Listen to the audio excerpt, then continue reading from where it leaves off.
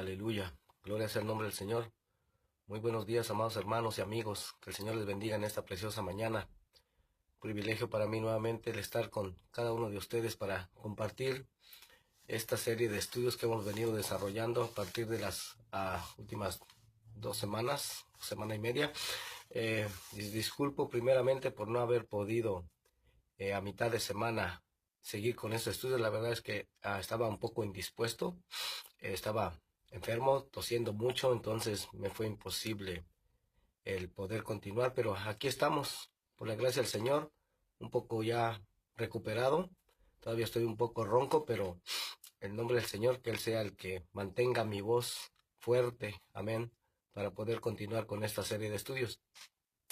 En esta mañana, pues en sí, la mayoría de las iglesias cristianas, pues estará dando un mensaje acerca del año nuevo, ¿verdad? Pero nosotros en este ministerio ya hemos aprendido que todas esas celebraciones son fiestas paganas, amén. Eh, Muchas veces decimos no tener ya nada que ver con Roma, pero la verdad es que todavía tenemos mucho que ver con Roma, porque en primer lugar todavía seguimos el calendario impuesto por Roma, o sea, el calendario que nos metieron a la fuerza, calendario gregoriano. Y al mismo tiempo, también todas las celebraciones y fiestas de ese calendario pagano. Amén. Eh, ya aprendimos que el consejo de Dios es que no nos involucremos en esas fiestas paganas, sino que salgamos de ella. Dice la palabra del Señor: salid de en medio de ella, pueblo mío, y no toquéis lo inmundo. Amén. Entonces, nosotros tenemos que seguir el consejo del Señor. Si verdaderamente quisiéramos obedecer o celebrar la fiesta del Señor, entonces celebraríamos las fiestas estipuladas en la Biblia, pero muchas veces esas fiestas ni siquiera las tomamos en cuenta. ¿Por qué? Porque así se nos ha enseñado. Se nos ha dicho que no, ¿cómo vas a celebrar esas cosas que son de los judíos? Pero como ya aprendimos, ahí dice en, en Levítico 23, dice claramente que esas son las fiestas del Señor. No le pertenecen a ninguna nación en particular, son las fiestas del Señor. Amén. Pero hoy no vamos a estar hablando de eso. Hoy vamos a estar vamos a estar estudiando la segunda parte de nuestro estudio sistemático de la carta a los romanos. Y como puse en la introducción, lo vamos a hacer no con una filosofía griega como nos fue enseñado por los padres de la iglesia, ¿sí? Sino que lo vamos a hacer con una mentalidad hebrea, la misma mentalidad que tenía el apóstol Pablo, así como los judíos a los cuales les fue enviada esta carta en Roma. Amén. Para de esa manera, hermano, poder entender, poder interpretar de una manera correcta las palabras del apóstol Pablo, porque recuerden lo que vimos en la introducción de esta serie de estudios, que hay frases que, por ejemplo, en una cultura tienen un significado y en otra cultura tiene otro significado totalmente diferente. Entonces, los padres de la iglesia, ellos interpretaron esta carta, pero con una mente totalmente griega, y es totalmente opuesta a la mente hebrea. ¿Ya? He mencionado un ejemplo, un ejemplo sencillo. Por ejemplo, nuestra mente occidental interpreta, por ejemplo, hacia dónde está nuestro pasado, dónde está nuestro presente y dónde está nuestro futuro. Ya mencionamos acerca de eso, que para una mente hebrea el futuro no está hacia enfrente, ¿verdad? Ya vimos que para ellos el futuro está hacia atrás. Y el pasado, ellos lo tienen enfrente y nosotros lo tenemos atrás. ¿Ya?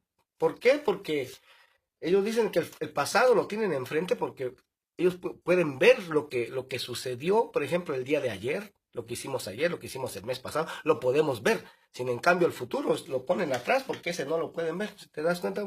Una forma de interpretar eso totalmente diferente. Entonces, si nosotros realmente queremos entender y darle una correcta interpretación a las palabras del apóstol Pablo, pues tenemos que transportar nuestra mente a esa cultura. Amén. Ni no ya con una mente occidental ni con una mente griega. Por eso es que estas cartas del apóstol Pablo son las que mayormente se han torcido y se han malinterpretado. Desgraciadamente así se han hecho en el cristianismo, y por eso es que se le termina dando otro significado totalmente diferente, que pareciere, oiga, que pareciere que el apóstol Pablo está en contra de las enseñanzas de Cristo Jesús, el Mesías de Israel. Y eso no puede ser así, porque si Jesús fue el mismo que llamó al apóstol Pablo, entonces lo más normal es que el apóstol Pablo estuviera reforzando las enseñanzas de Jesús y no que pareciera que está en contra de él. Amén. Pero vamos a iniciar en esta mañana, en el nombre del Señor, con nuestro capítulo número 2. Amén. Y vamos a pedirle que sea Dios el que nos ayude, porque realmente si no es su Espíritu Santo el que nos enseñe todas las cosas y nos guía a toda verdad, no lo vamos a poder hacer. Padre bueno, en el nombre de Jesús, te doy gracias, Señor, en esta mañana por tu amor, tu bondad, tu misericordia. Señor, y nuevamente nos declaramos necesitados.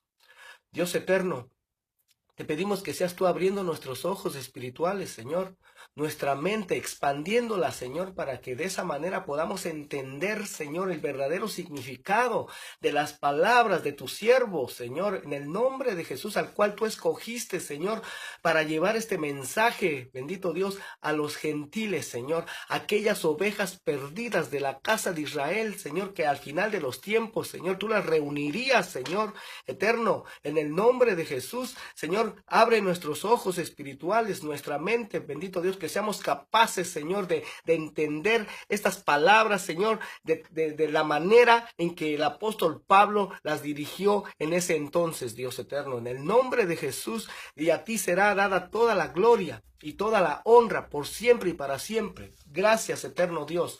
Amén, amén y amén. Ok, Romanos capítulo 2, verso 1, dice: por lo cual eres inexcusable, oh hombre, quien quiera que seas tú que juzgas, pues en lo que juzgas a otro, te condenas a ti mismo. Porque tú que juzgas, haces lo mismo. Y aquí ya, pues, el apóstol Pablo ya nos puso a todos en la misma canasta. ¿Por qué? Porque si tú juzgas a otro, te condenas a ti mismo. O sea, todos hacemos lo mismo. Todos hemos pecado en esta área. ¿Ya? Romanos 2:2 dice: mas sabemos que el juicio de Dios contra los que practican tales cosas es según verdad. O sea, Dios va a juzgar de acuerdo a la verdad. Amén. No según nuestras propias apreciaciones. Su palabra es verdad. Generalmente cuando tú y yo juzgamos a los demás es de una manera muy severa. Con otros somos duros y la Escritura dice que con la misma medida que juzguemos, así también vamos a ser juzgados. Romanos 2:3 dice: y piensas esto, oh hombre, tú que juzgas a los que tal hacen y haces lo mismo, ¿que tú escaparás del juicio de Dios? ¿O menosprecias las riquezas de su benignidad, paciencia y longanimidad, ignorando que su benignidad te guía al arrepentimiento? Y esta palabra longanimidad significa sufrimiento paciente. Oiga, Dios siempre está esperando lo mejor de ti, lo mejor de mí. Dios no tiene malos pensamientos, ni de ti ni de mí. Siempre está esperando que en un nuevo amanecer tengas una nueva oportunidad.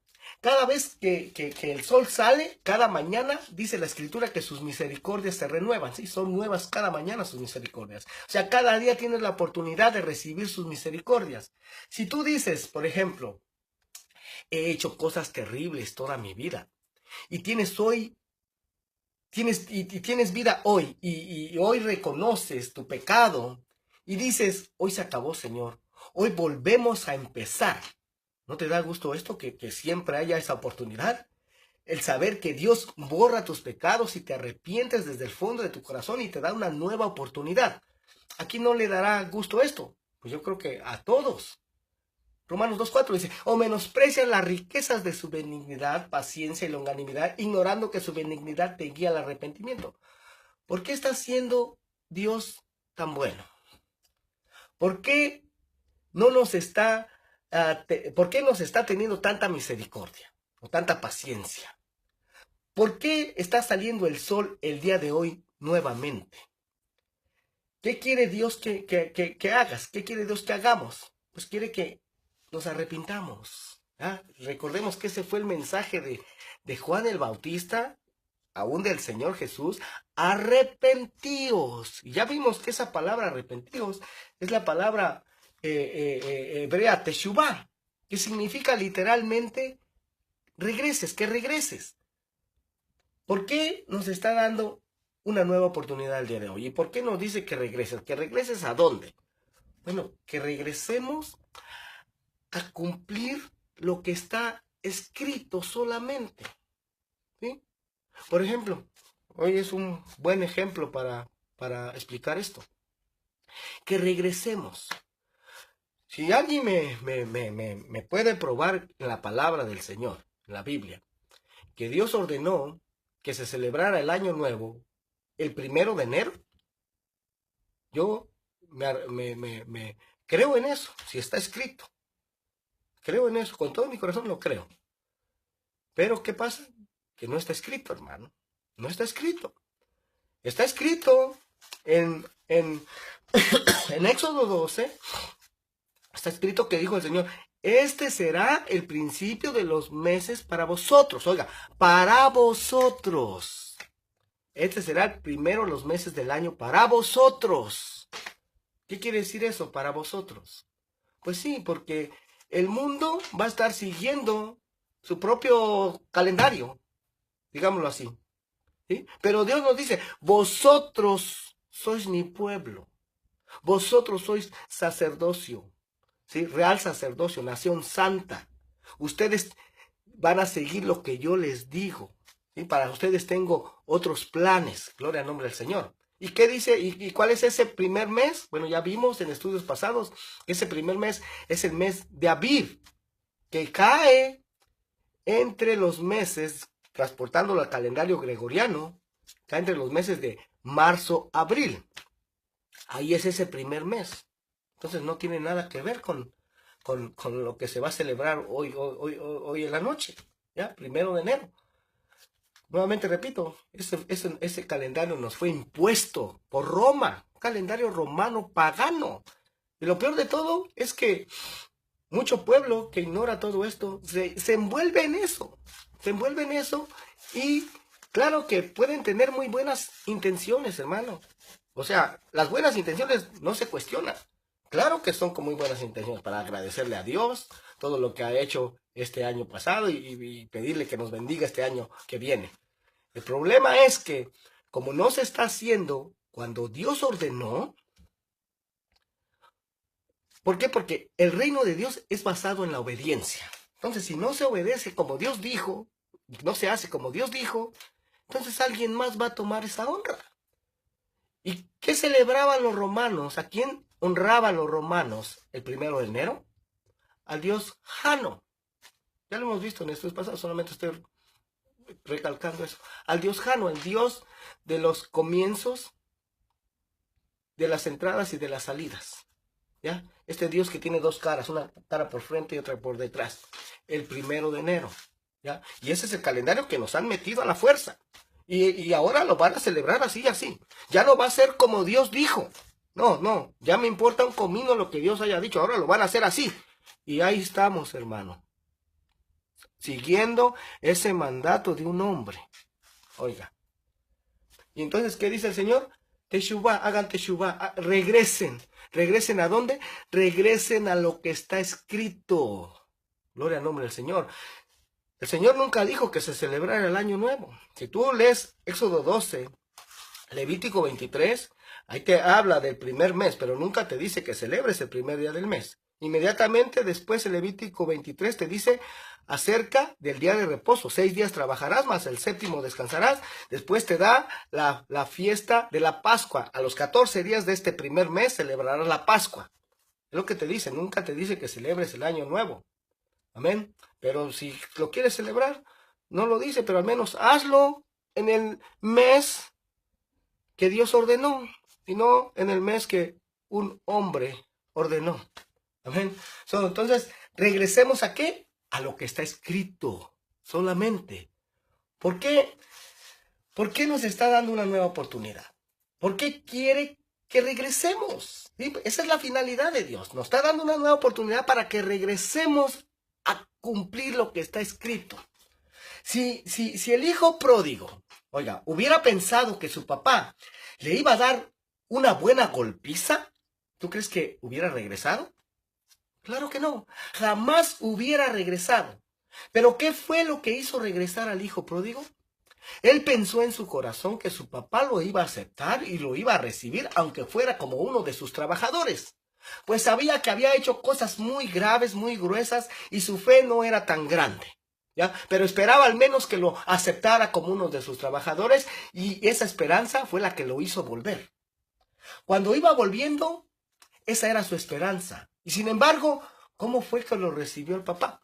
¿Acaso lo recibió y le dijo, ¿dónde está la herencia que te había dado? No, no dijo eso.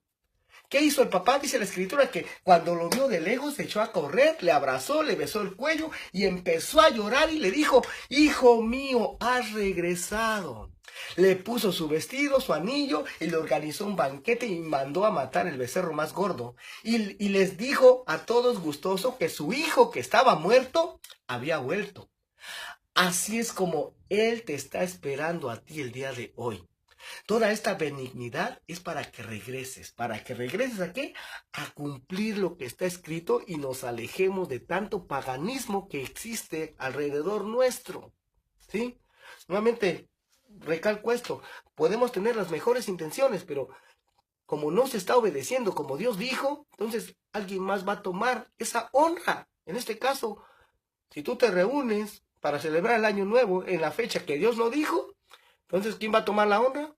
Pues ese Dios jano. Amén. Ese Dios jano. Igual, si celebraste Navidad, Dios tampoco ordenó que se celebrara Navidad. Entonces, si no se está haciendo como Dios dijo, ¿quién va a tomar la honra?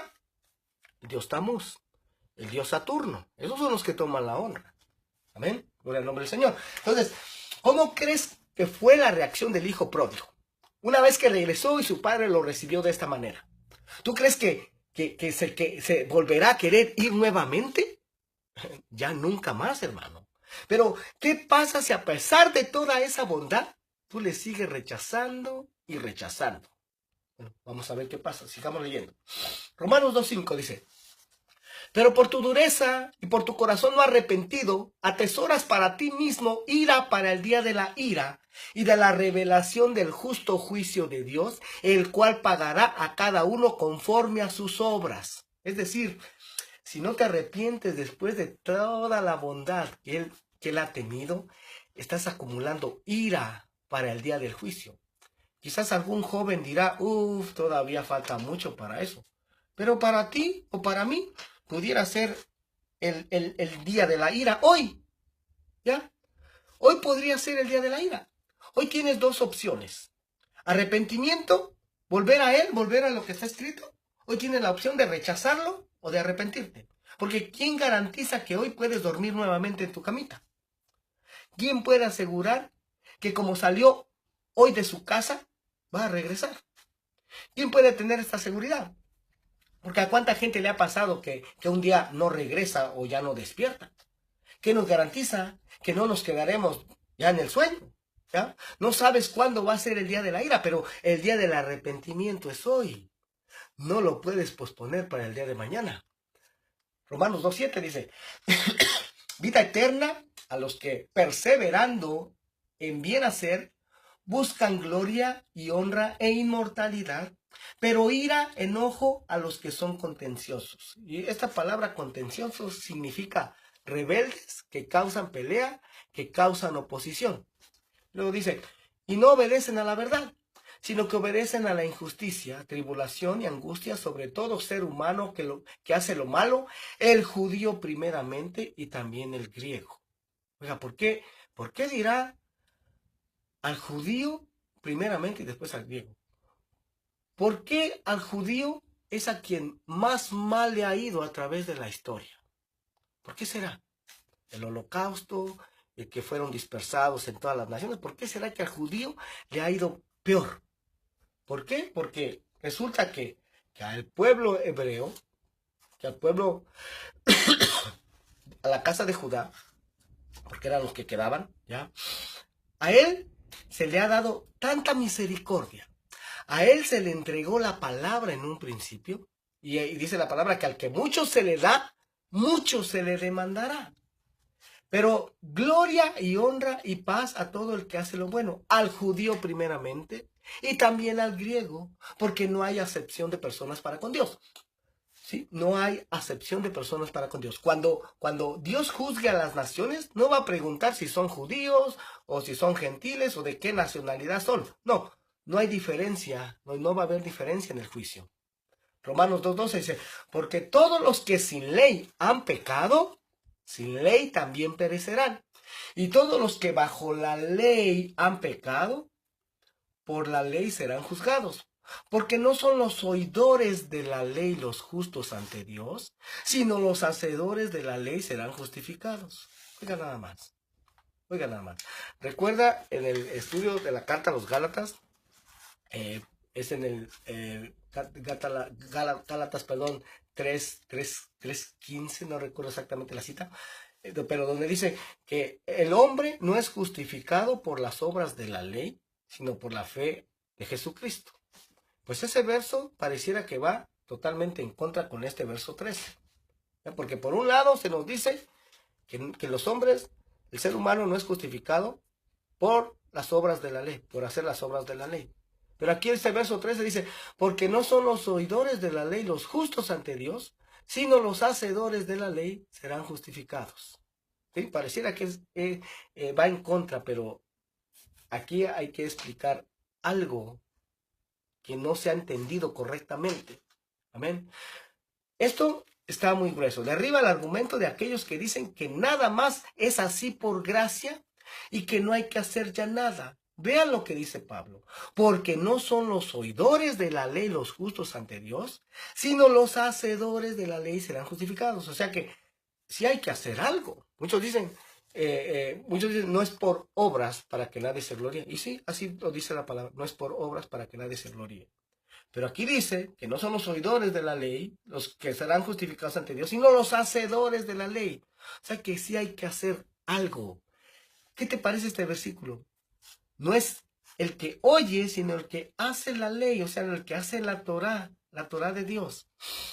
No es el que se presenta al estudio bíblico, el que será justificado, sino el que hace lo que escucha, sino los hacedores serán justificados.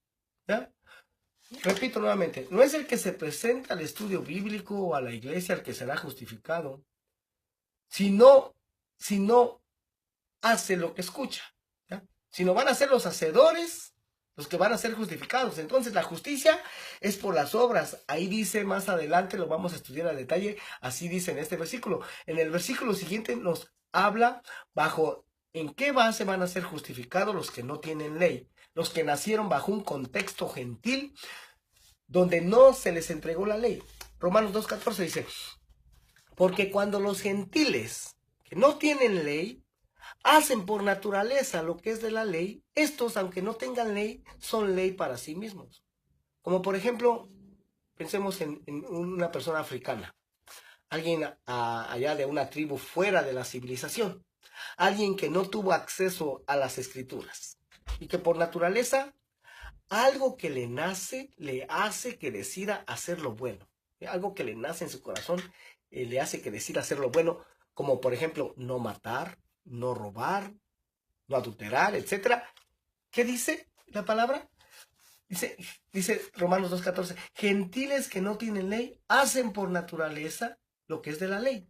Estos, aunque no tengan ley, son ley para sí mismos, mostrando la obra de la ley escrita en sus corazones, dando testimonio a su conciencia y acusándole o defendiéndole sus razonamientos. Es decir, Dios escribió en los corazones los conceptos más básicos de su ley. No hay ningún ser humano que en su corazón no razone y decida el hacer el mal o no sentir nada. En todas las civilizaciones ese tipo de cosas se castigan y muchas veces con la muerte. ¿Sí? Todos tienen en su corazón el indicio de que Dios ha establecido y puesto leyes y un día cada persona va a ser juzgado en base a esa ley que Dios puso en su corazón. La persona que ha estado en la tribu más recóndita, más alejada, y los pocos mandamientos de que fue consciente, pues en base a esa conciencia será juzgado. Pero alguien que tuvo más iluminación va a ser juzgado en base a eso. ¿Sí? Porque al que más se le da, también más se le va a pedir. Amén. ¿Quién va a ser juzgado más severo? ¿Nosotros que tenemos acceso a todo esto o una persona que no tiene otra cosa más que lo que le dice su conciencia? ¿Cuál será más severo? Pero también el beneficio es por otro lado.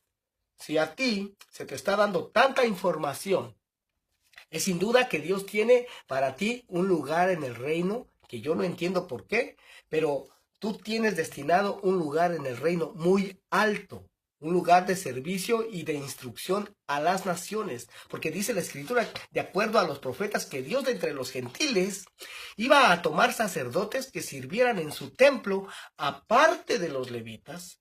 Y dice que cuando se establezca el templo, los va a instituir como sacerdotes de entre las naciones. No sé si a ti te gustaría, cuando se establezca el reino y el Mesías como sumo sacerdote, ser su ayudante, ¿ya? Estar en el templo siendo parte del sacerdocio. De hecho, en el libro de Ezequiel, del capítulo 40 en adelante, se describen los terrenos que se van a establecer en Jerusalén al lado del templo y muchas hectáreas de terrenos donde van a vivir los sacerdotes. ¿Te gustaría vivir allí cuando se establezca el reino? El que quiera ser grande en el reino, ¿qué tiene que ser ahorita? Siervo de todos. Aprende, escucha, has sido elegido desde antes de la fundación del mundo para esto. No menosprecies todo lo que estás recibiendo. Ven, Romanos 2:15 dice, mostrando la obra de la ley escrita en sus corazones, dando testimonio su conciencia y acusándoles o defendiéndoles sus razonamientos. En el día en que Dios juzgará por Jesucristo los secretos de los hombres conforme a mi evangelio, he aquí, tú tienes el sobrenombre de judío y te apoyas en la ley y te glorías en Dios. Aquí ha entrado al tema específico de los judíos. ¿Qué significa el sobrenombre de judío? ¿Qué significa exactamente la palabra judío? La palabra judío viene de la palabra anunciar en hebreo, ¿ya? ¿Qué viene a anunciar el judío? Pues él viene a anunciar las palabras de aquel que le llamó de las tinieblas a su luz admirable. Es decir, el judío tiene que anunciar, tiene que alabar y tiene que exaltar. Tiene que ser, perdón, hermanos, hubo una pequeña interrupción. El judío tiene que ser un medio para llevar el mensaje. ¿Ven? Romanos 2:18 dice, y conoces su voluntad e instruido por la ley, apruebas lo mejor. Otra vez, a la hora de tomar decisiones, ¿cómo puedes apoyar lo mejor? Otra vez, instruyéndote en la ley.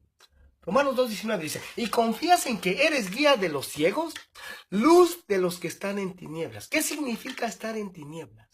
Estar en tinieblas significa estar sin su ley, estar sin la instrucción de Dios. La instrucción de Dios es lámpara. Lámpara es a mis pies tu palabra y lumbrera mi camino. Tú les das luz a los que no tienen la Torá, los que no tienen la ley de Dios. Romanos 2:20 dice, instructor de los indoctos. ¿Y qué es una persona indocta? Una persona ignorante. Alguien que no tiene la Torá, alguien que no tiene la ley, alguien que no tiene la instrucción, maestro de niños. ¿Y qué se mandó enseñar a los niños? La Torá. Es lo que hay que enseñar a los niños, la Torá. Que tienes en la ley la forma de la ciencia y de la verdad. En la ley está toda la ciencia y toda la verdad. Volviendo a esto de indoctos. Recuerdan que en 2 de Pedro 3:15, 3:16 habla que las palabras del apóstol Pablo, el apóstol Pedro habla de las palabras, que las palabras del apóstol Pablo son difíciles de entender, por la que hay algunos indoctos e inconstantes que las tuercen, ¿sí? Realmente, ¿por qué se han torcido las palabras del apóstol Pablo? Porque se es ignorante en cuanto a la Torá, se es ignorante en cuanto a la cultura hebrea, por tratar de interpretar esas cartas del apóstol Pablo con una filosofía totalmente griega. Por eso es que se han terminado torciendo. Amén. Romanos 2:21 dice, tú pues que enseñas a otro, no te enseñas a ti mismo. Tú que predicas que no se ha de hurtar, hurtas.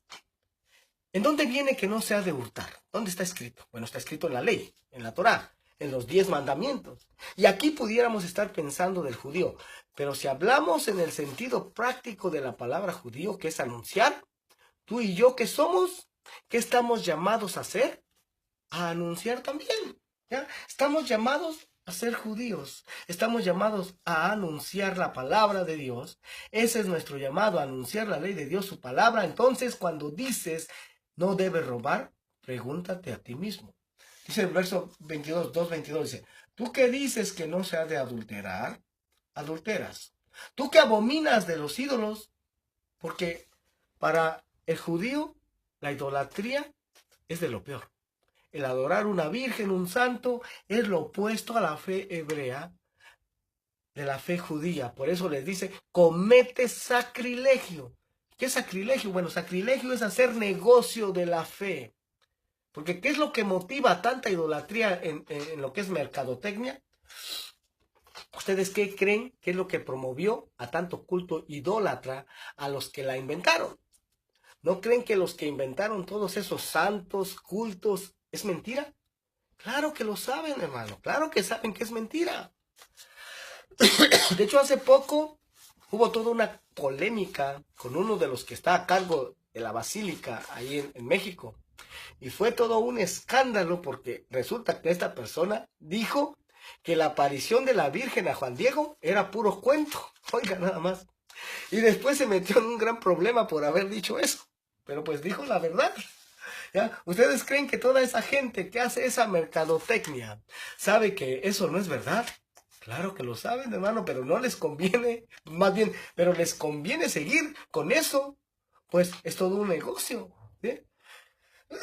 Y aparte manejo de masas y poder. Y sin embargo el judío, él aborrece todo eso. ¿Ya? ¿Por qué? Porque ellos tienen la enseñanza, hermano, la enseñanza, los mandamientos del Señor bien establecidos en su corazón. Hubo otra polémica hace poco con los chinos, ¿ya? Que se estaban adueñando y comercializando la imagen de la guadalupana, de la Virgen de Guadalupe. Y fue todo un problema porque ellos no podían comercializar con la imagen, pues México tiene los derechos de la imagen. Lo mismo pasó en el libro de los Hechos, capítulo 19, que habla de la diosa Diana de los Efesios. Y de hecho, si analizamos la historia de la guadalupana y de Diana de los Efesios, es la misma, hermano. Solo que es una progresión de la diosa que adoraban en la antigüedad. Es lo mismo, es la misma diosa, solo que con diferentes nombres. Diana de los Efesios tenía su templo y ahí la adoraban en aquella época. Y Pablo les dice que esa diosa no era verdad, que era mentira y casi le cuesta la vida a Pablo por decir eso. Amén. En aquellos tiempos fabricaban, de hecho, templecitos así pequeños, chiquitos, y así los vendían. Iban a comprar los templitos, los templecitos, y eso les suena familiar hoy en día. Toda la venta de estampitas y de todo lo demás, pues eso genera dinero, ¿ya? Genera dinero. ¿Qué opinan? Claro que sí genera mucho, mucho dinero. ¿Qué pasó en la época de Jesús cuando en el templo destruyó sus puestos? Estaban comercializando con la fe. Y todavía actualmente, hermano, se sigue comercializando con la fe dentro de las mismas iglesias. Se venden de todo ahí dentro de las iglesias, hermano. Romanos 2:23 dice, tú que te jactas de la ley, con infracción de la ley deshonras a Dios. Porque como está escrito, el nombre de Dios es blasfemado entre los gentiles por causa de vosotros. Y esto que dice aquí el apóstol Pablo está en Isaías 52:5. Y tiene que ver con el cautiverio de Asiria. Cuando Israel fue llevado a Asiria, Dios les dice, el nombre de Dios va a ser blasfemado por ustedes. Y pasa que muchas veces la gente no quiere saber de Dios porque los que dicen ser religiosos han actuado en contra de Dios o del prójimo. La religión muchas veces ha asustado a mucha gente sincera por sus malos actos, ¿sí? Por sus actos hipócritas. Romanos 2:23 dice, tú que te jactas de la ley, con infracción de la ley deshonras a Dios. Porque como está escrito, el nombre de Dios es blasfemado entre los gentiles por causa de vosotros. Nuevamente repito, esto está en Isaías 52:5. Romanos 2:25 dice, pues en verdad la circuncisión aprovecha si guardas la ley. Pero si eres transgresor de la ley, tu circuncisión viene a ser incircuncisión. O sea, tu circuncisión en la carne te vale si guardas la ley, si guardas la Torah. Aquellos que dicen, tomo el pacto y luego me circuncido y luego transgredo el pacto, déjame decirte que no te la vas a acabar. No hay vuelta atrás. Mientras no te haga la circuncisión, todavía tienes cierta excusa. No estás obligado a ciertas cosas, pero una vez que tomas el pacto y luego transgredes y vuelves atrás, ahí sí que ya estás en serios problemas. Y si quieres aprender algo acerca de esto, te recomiendo que estudies el libro de Gálatas. Tenemos estudios disponibles en Facebook y en YouTube también, donde hablamos precisamente de eso, del tema de la circuncisión. Romanos 2:26 dice, si pues el incircunciso guardare las ordenanzas de la ley, no será tenida su incircuncisión como circuncisión. Es decir, desde la perspectiva de Dios, ¿qué tiene más valor? ¿Qué tiene más congruencia? No es que el apóstol Pablo esté negando la circuncisión, está diciendo que en la perspectiva de Dios, ¿qué tiene más valor? ¿El que dijo sí y a la mera hora no lo hace? ¿O el que dijo no y a la mera hora termina haciéndolo? ¿Se acuerdan lo que contó Jesús, lo que contó Yeshua? Que hubo un padre que tenía 2 hijos, uno le dijo no y fue, y el otro dijo sí, pero no fue. ¿Y cuál de ellos hizo la voluntad del Padre? Bueno, que primero había dicho que no, pero que después sí lo hizo. ¿Ven? Romanos 2:27 dice, y el que físicamente es incircunciso, pero guarda perfectamente la ley, te condenará a ti, que con la letra de la ley y con la circuncisión eres transgresor de la ley, pues no es judío el que lo es exteriormente, ni es la circuncisión la que se hace exteriormente en la carne. Aquí acabamos de leer la más perfecta definición de quién es un judío. Actualmente hay un debate en Israel en quién es judío, pues la nación de Israel es un estado judío. Entonces, para dar la ciudadanía, el pasaporte, hay todo un debate. Hay grupos que dicen que sí se debe aceptar a los judíos mesiánicos, otros dicen que no, etcétera, etcétera. David Ben-Gurión dijo, es judío el que se sienta judío. Y el apóstol Pablo dijo más o menos similar a lo que dijo David Ben-Gurión. Pero el apóstol Pablo fue un poco más allá todavía. Romanos 2:28 dice, pues no es judío el que lo es exteriormente, ni es la circuncisión la que se hace exteriormente en la carne, sino que es judío el que lo es en lo interior, y la circuncisión es la del corazón, en espíritu, no en letra, la alabanza del cual no viene de los hombres, sino de Dios. La circuncisión del corazón, el que ya determinó en su corazón que no hay vuelta atrás, ya quemé mis puentes, ya quemé mis naves, ya no puedo transgredir lo que me comprometí a cumplir, no puedo regresar atrás. O sea, ser judío no es una raza, no es un apellido, no es una religión. Ser judío es un estilo de vida basado en el pacto con el Dios que hizo el universo. Es una manera de vivir anunciando con mis actos, con mis hechos, la ley de Dios, la Torá. Eso es lo que realmente es ser un judío. Porque recordemos que el judío es anunciar. ¿Ven? Vamos a iniciar el capítulo 3. Romanos 3:1 dice, ¿qué ventaja tiene pues el judío? ¿O de qué aprovecha la circuncisión? O sea, ¿qué ventaja tiene el judío que fue circuncidado al 8º día, que tiene apellido judío y vive en la comunidad judía, si la circuncisión del corazón es la que vale? ¿Qué ventaja tiene el judío si cualquier persona, nada más con que guarde la ley, con que guarde la Torá? ¿Por qué lo que importa es el corazón? Ya que no tiene ninguna ventaja el judío, o tendrá alguna ventaja. Vamos a seguir leyendo a ver qué dice.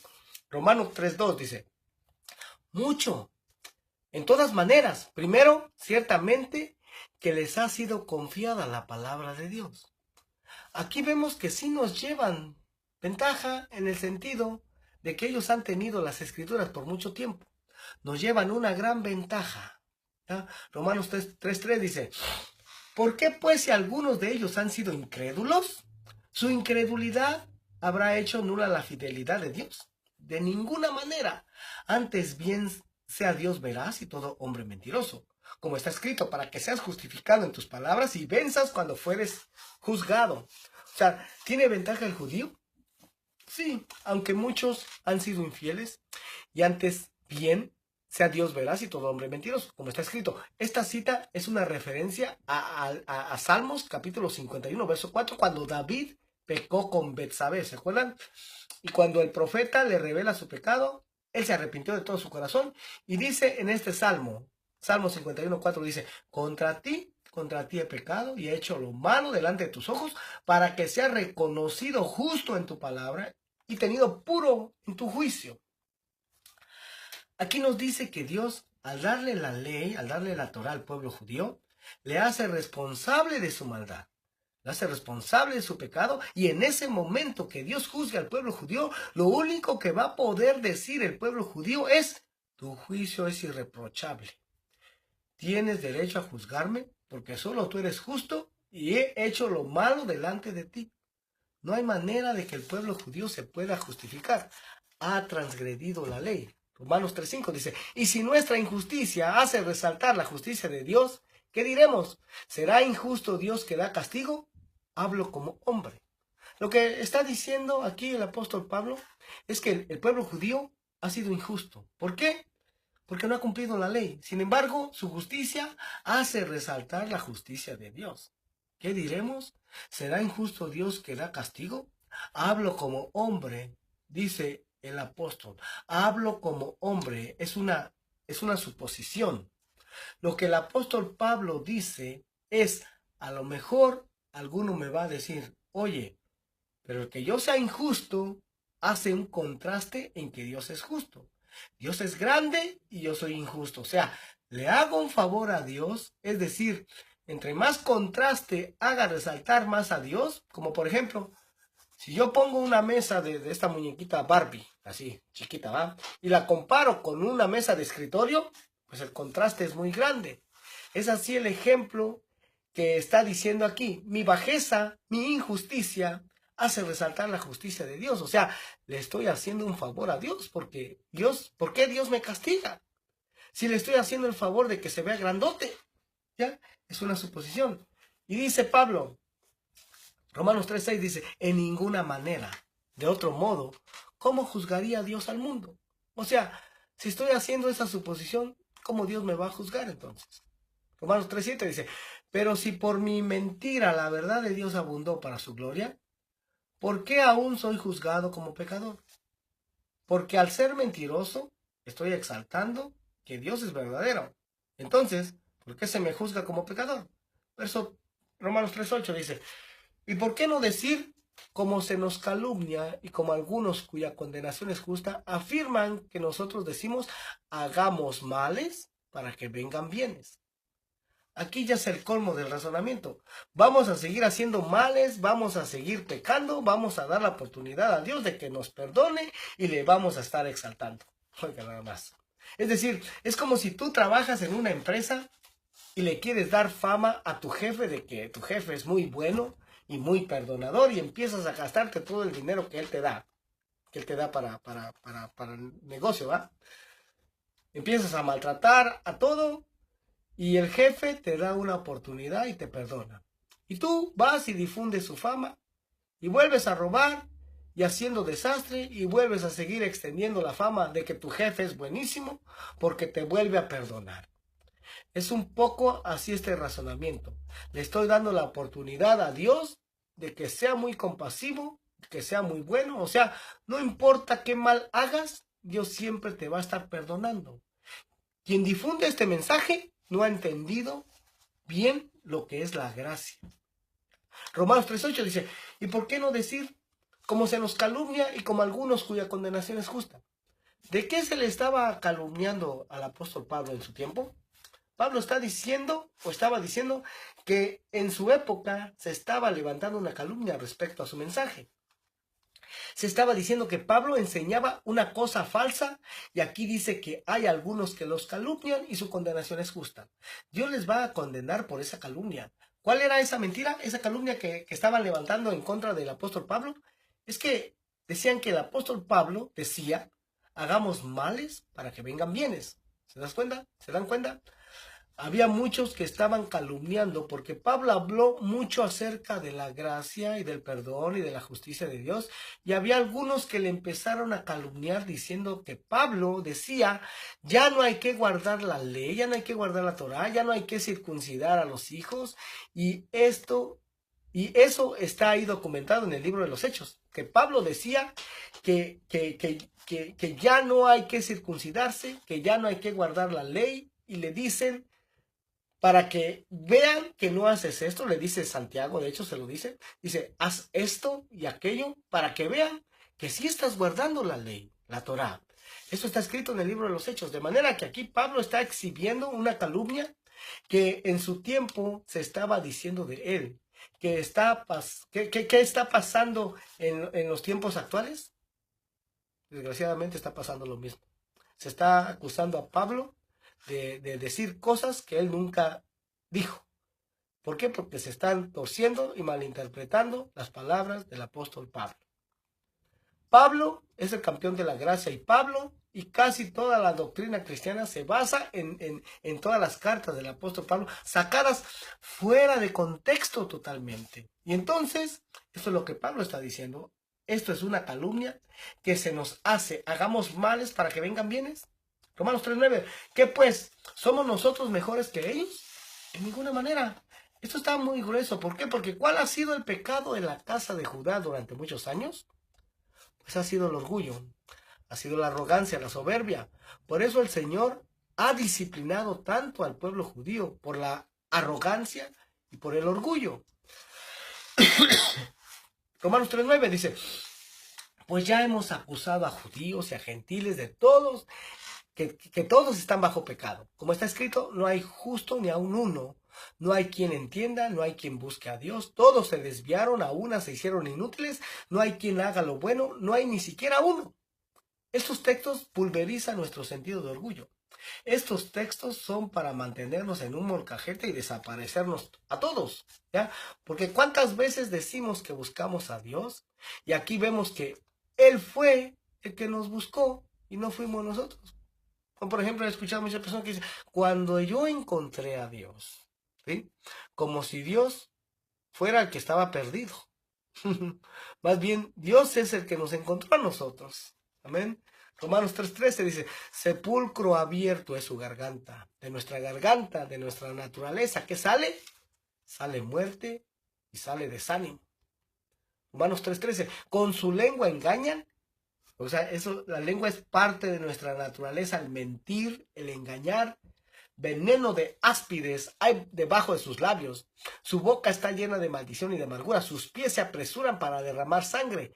Ya lo vimos previamente. Nuestro entretenimiento, lo que al hombre le llama la atención, es la violencia, es la muerte. Por ejemplo, ves que alguien se cae y te causa risa, algo así de simple.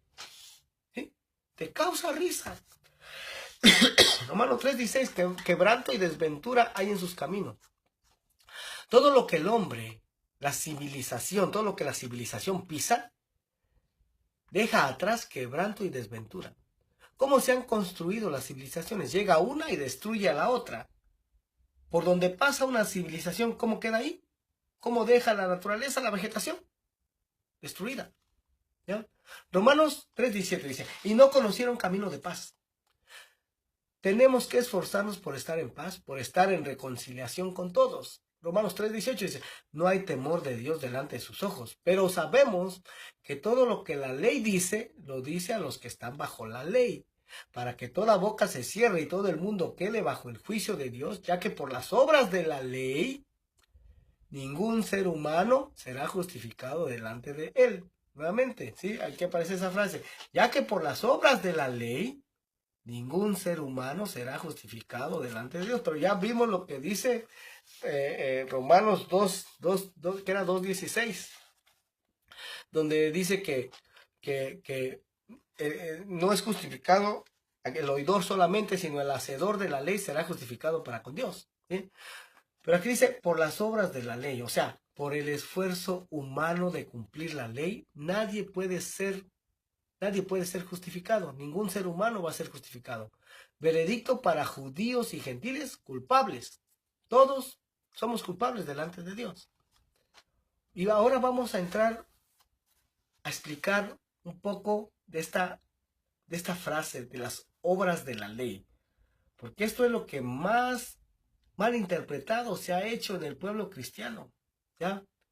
Vamos a dar un breve repaso. Ya lo explicamos en Gálatas, solo vamos a dar un breve repaso de la frase, las obras de la ley. Nuevamente, tenemos que entenderlo no con una filosofía griega, como nos enseñaron los padres de la iglesia, sino con una mentalidad hebrea.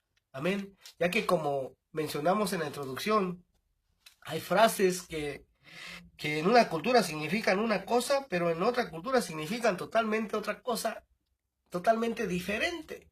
Amén. Di el ejemplo de una frase en inglés que dice, I'm mad about my flat.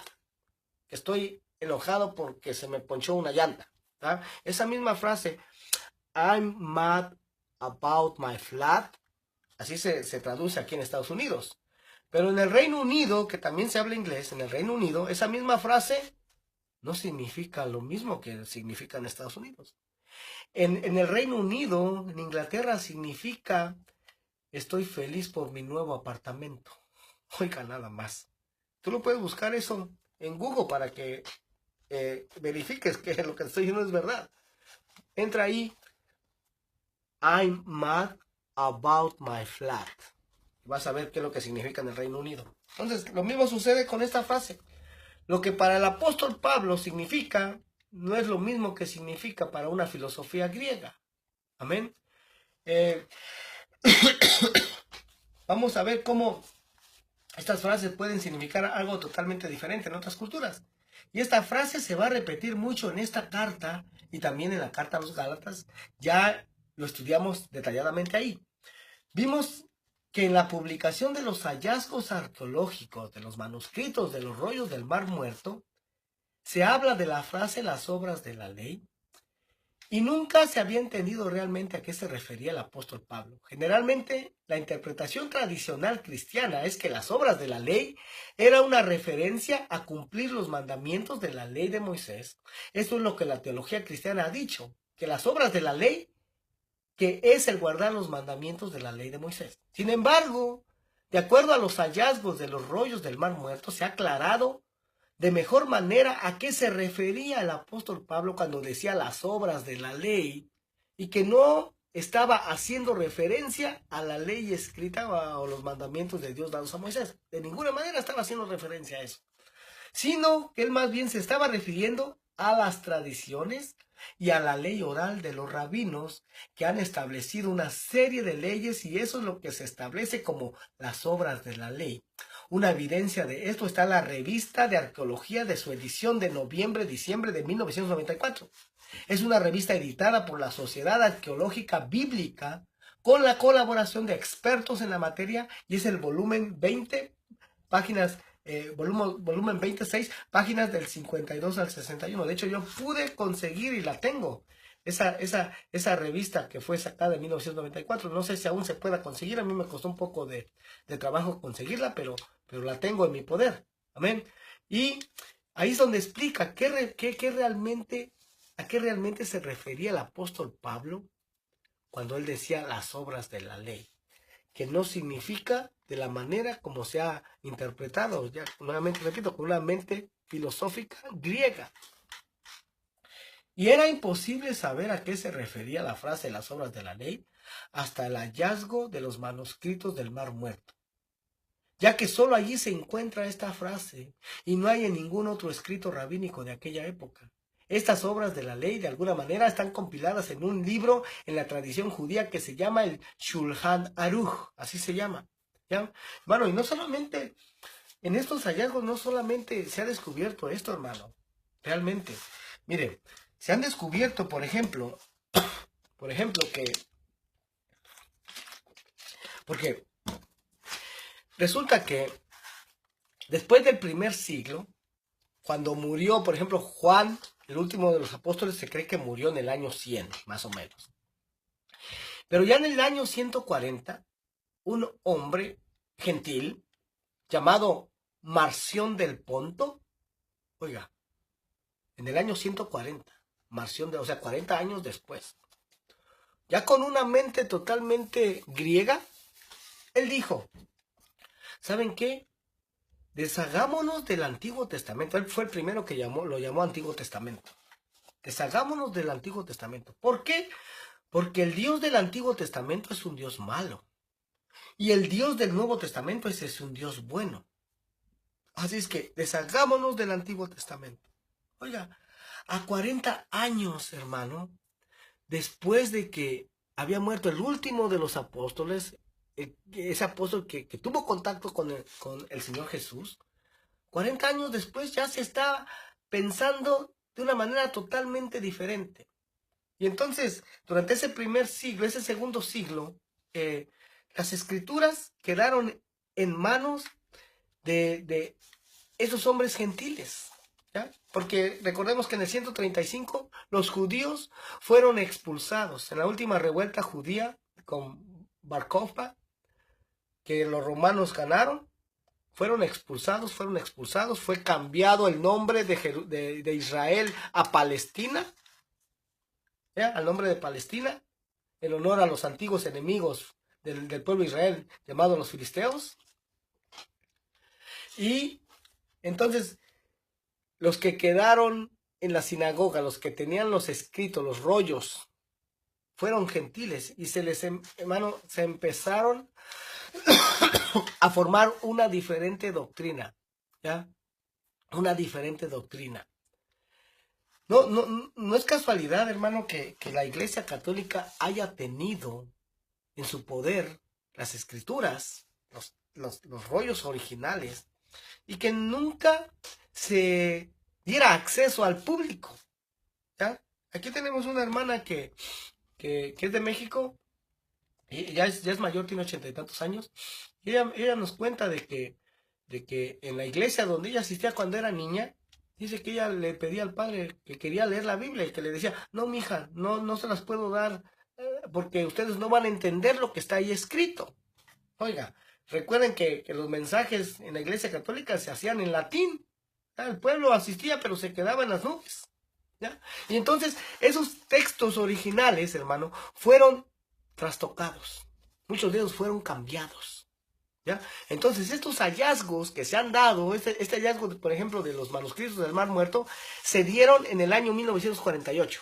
Muchos pastores incluso ignoran todo esto, ¿ya? Incluso hubo un pastor que me dijo que qué bueno podría salir del Mar Muerto. Oiga, en su ignorancia. Pero es una realidad, hermano, es una realidad. Esto ha venido a abrir los ojos, porque cuando comparamos porque estos son los manuscritos más antiguos que se han encontrado, ¿sí? De la época de Jesús, por ejemplo.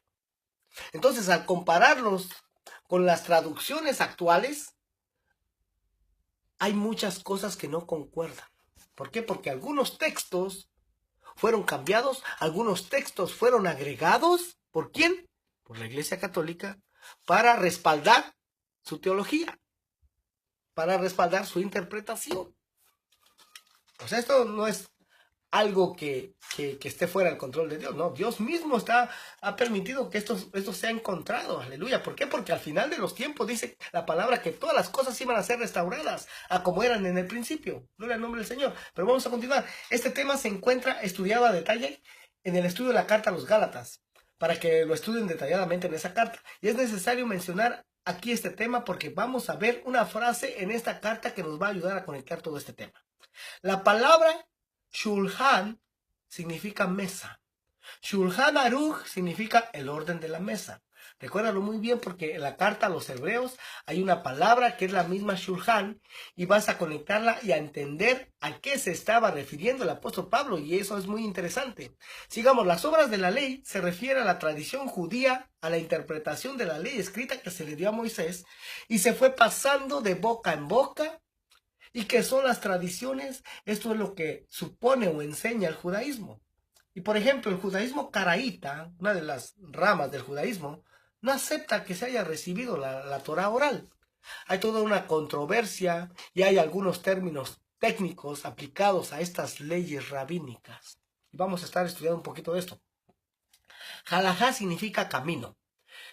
Yeshua Jesús dijo, yo soy el camino. Yo soy el que te va a enseñar a caminar en la Torá. Yo soy el que te va a enseñar a guardar correctamente los mandamientos de la ley. Actualmente la halajá o la manera de andar judía, ¿quién la determina? ¿Quién dice cómo vivir? Pues son los rabinos. Pero llega el Mesías y se presenta y dice, yo soy el camino.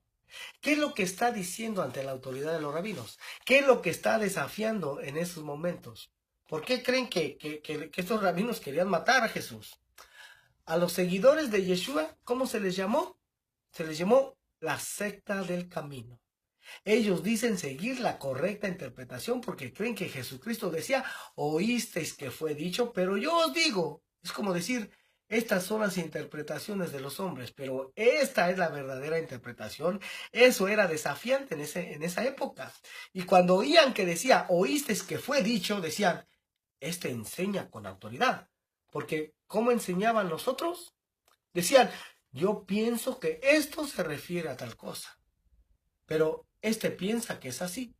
Y este otro rabino que es así. Y la gente se quedaba con un signo de interrogación. Pero llega Jesús, llega Yeshua y dice firmemente cómo debe de ser. Otro término son los minjá, que son costumbres. Es decir, Jesucristo no fue en contra de la ley de Moisés. Que esto quede bien claro. Él dijo, en Mateo 5:17, él dijo, no he venido a abrogar la ley, sino a cumplirla. Él en ningún momento fue en contra de la ley de Moisés, pero sí fue en contra de las tradiciones, las costumbres de los rabinos, las obras de la ley. A eso se refiere esa frase, a las obras de la ley, a las leyes de los rabinos, a las tradiciones. En contra de eso sí fue. Cuando el apóstol Pablo habla en contra de las obras de la ley, no habla en contra de la ley de Moisés, sino las tradiciones que se habían hecho acerca de la ley escrita, ¿sí? Y aquí es en donde se ha dado esa mala interpretación en el pueblo cristiano. Leyes de Moisés, que quiere decir separado o intocable. O sea, estas leyes hablan de todo lo que no puedes tocar cuando son días sagrados, como por ejemplo el Shabbat, el día de reposo.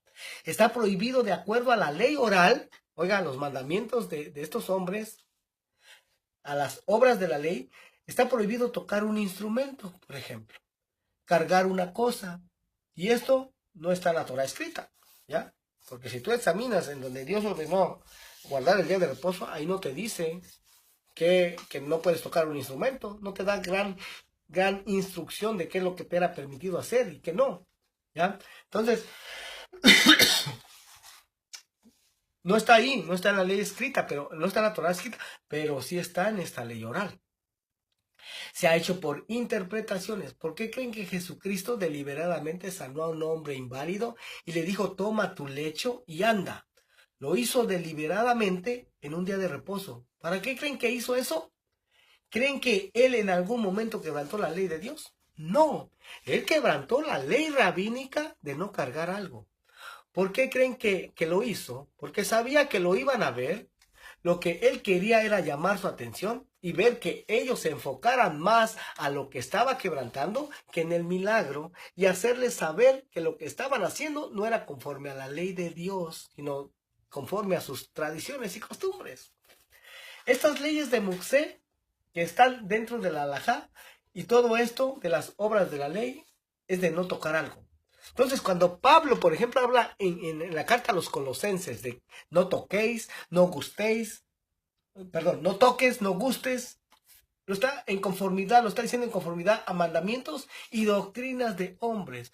Pablo no está hablando en contra de la ley de Moisés, sino que está hablando de todas las obras de la ley oral, ¿ya? Aquí ponga mucha atención, porque a partir de este versículo siguiente, el capítulo 8, está la sustancia doctrinal más importante del mensaje del apóstol Pablo. Si logras entender a partir de aquí, ya no vas a tener ningún problema en entender al apóstol Pablo ni sus aparentes contradicciones. Romanos 3:21 dice, pero ahora, aparte de la ley, o sea, aparte de este sistema establecido por los hombres, la Torá oral, y es que, hermano, miren, cuando, por ejemplo, un judío que se atreve a leer el Nuevo Testamento, al terminarlo de leer, ellos lo entienden de una manera muy diferente a como lo entendemos tú y yo con nuestra mente filosófica griega. ¿Ya? ¿Por qué? Porque Pablo, como buen hebreo, él muchas veces cuando menciona la palabra ley, no se estaba refiriendo a la ley de Moisés. ¿Ya? Nosotros cuando escuchamos ley, inmediatamente la vinculamos a la ley de Moisés, pero para un hebreo no es así. ¿Ven? Por eso es que se ha dado toda esta torcedura, esta mala interpretación de las palabras del apóstol Pablo. Pero vamos a continuar.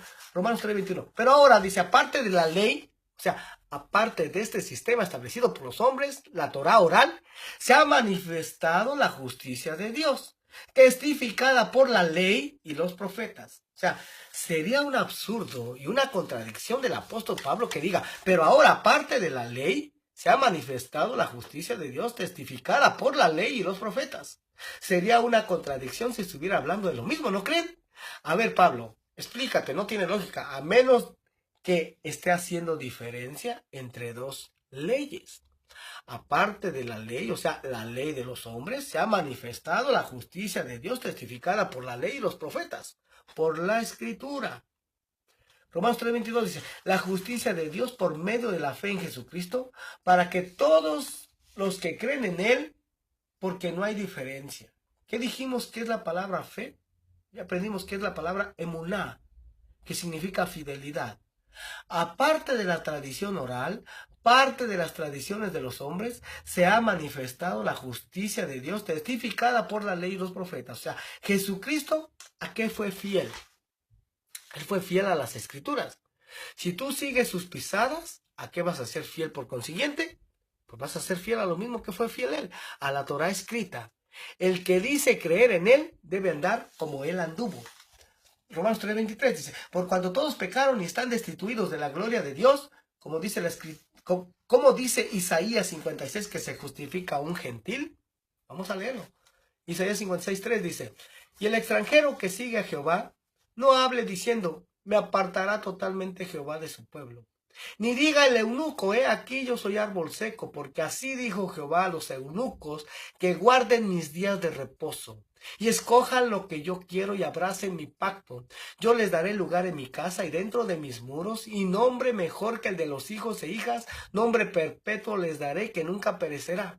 Oiga, y el verso 6, mire qué importante es esto, dice, y a los hijos de los extranjeros, o sea, los gentiles, que sigan a Jehová para servirle, y amen el nombre de Jehová para ser sus siervos, a todos los que guarden el día de reposo para no profanarlo, y abracen mi pacto, yo los llevaré a mi santo monte, y los recrearé en mi casa de oración, sus holocaustos y sus sacrificios serán aceptos sobre mi altar, porque mi casa será llamada casa de oración para todos los pueblos. O sea, que el apóstol Pablo simplemente está reiterando lo mismo que Isaías. Se manifiesta lo que está escrito por la ley y los profetas. Es para todos, no hay diferencia. El pacto es para todos, judíos, gentiles. La invitación a venir a sus mandamientos es para todos. ¿Por qué? Pues porque todos pecaron.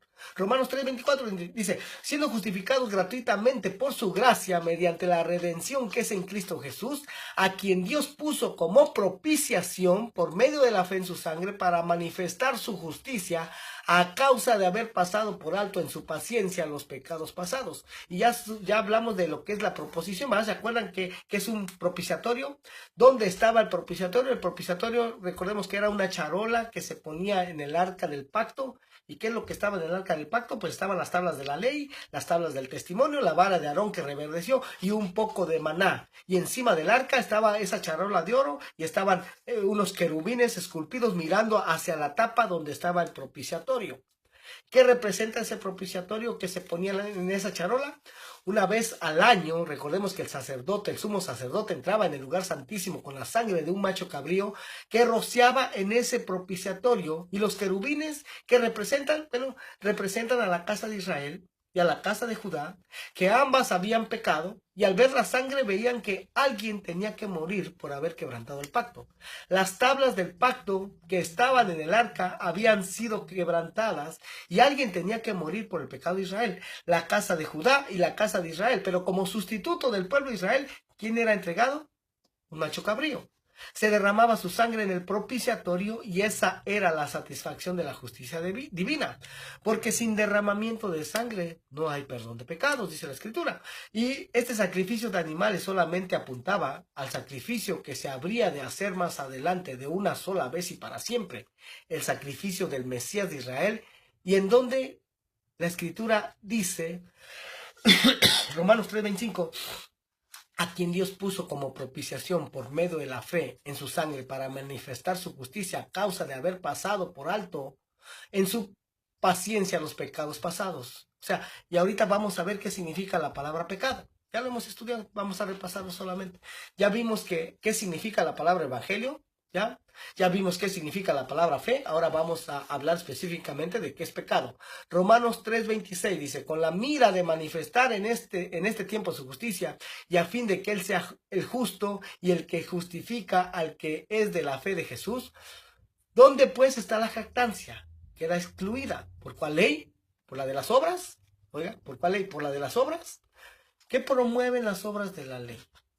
¿Qué promovía en aquellos tiempos y qué promovería en estos tiempos? ¿Qué producía en ellos el pensar que iban a ser justificados si hacían todas esas tradiciones y costumbres?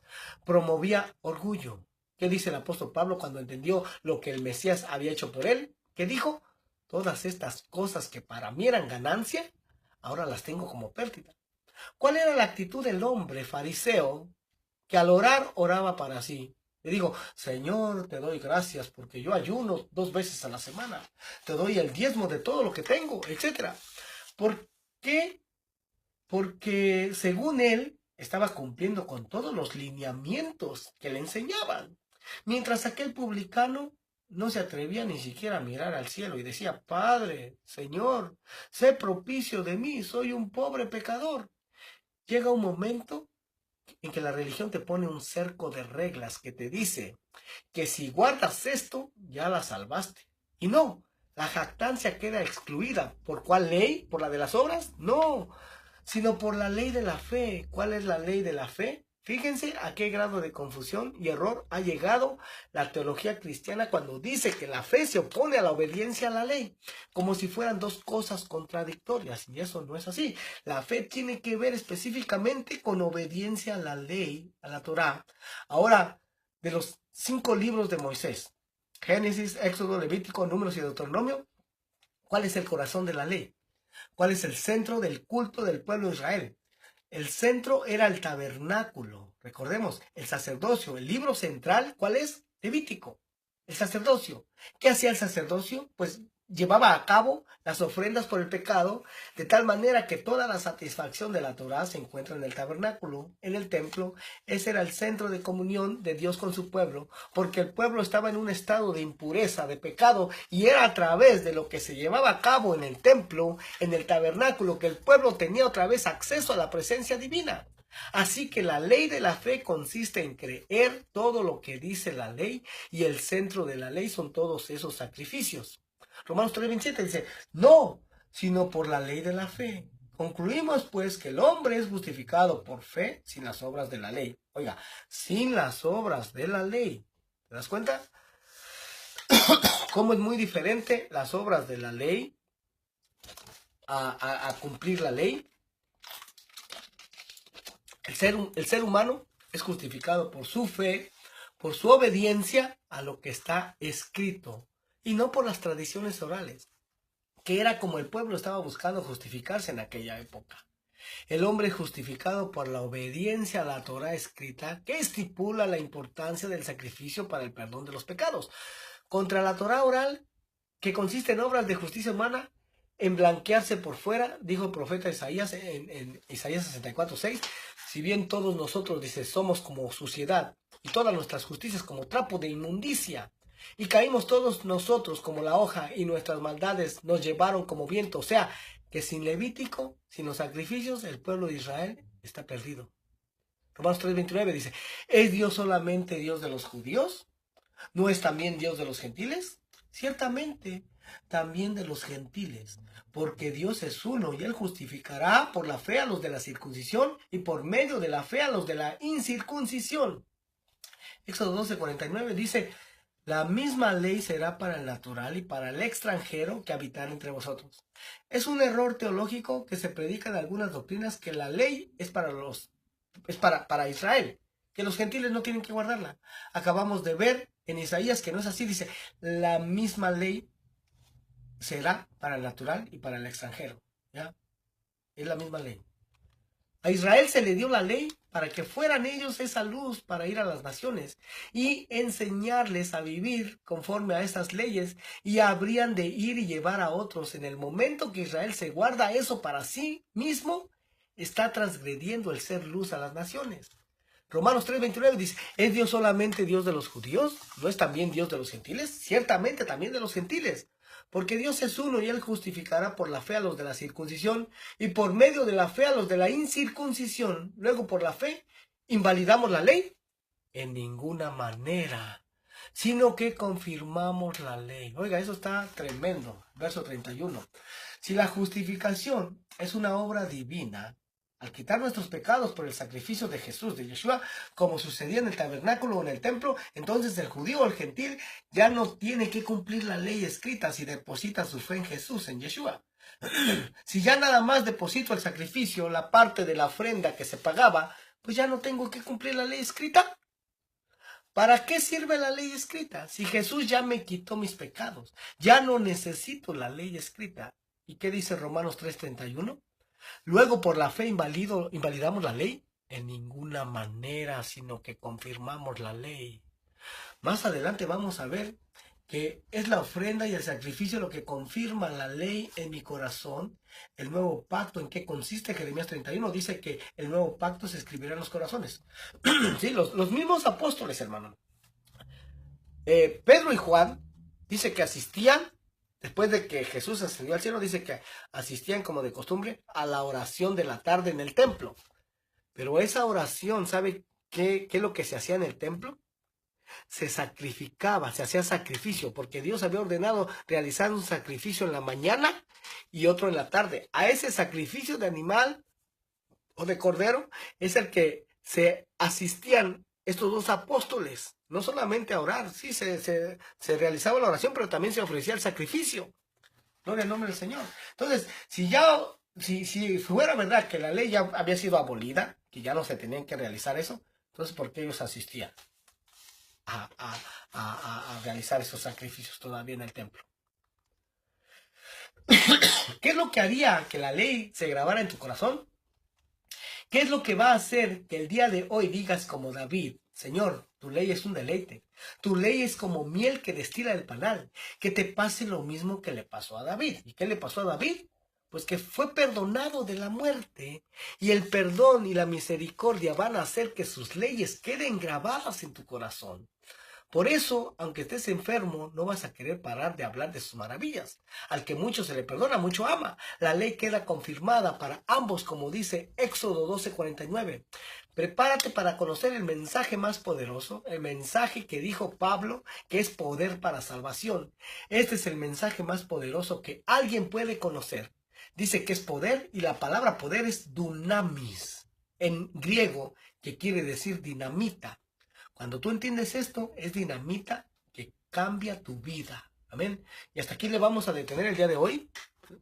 Si Dios quiere, entre semana vamos a continuar con el capítulo 4. Son 16 capítulos de esta carta a los romanos. Pero ya a partir de aquí ya va a ser un poquito más rápido. Amén. Pero mientras tanto, hermano, le agradezco a todos y cada uno de los que se conectaron en esta mañana. Saludos a todos. Y les animo para seguir adelante, hermano, para seguir adelante, para que puedas realmente entender esta carta. Si te costó un poquito de trabajo entenderla, te recomiendo que regreses el video y que lo veas de poco a poco para verdaderamente poder entender estas palabras del apóstol Pablo. Amén. Mientras tanto, que el Señor les bendiga. Fue un privilegio, un gusto el haber estado con ustedes. Estaremos nuevamente, si Dios quiere, entre semana. Amén. Siguiendo con esta serie de estudios. Que el Señor les bendiga y que pasen una agradable fin de semana y comienzo de semana. Bendiciones a todos. Adiós.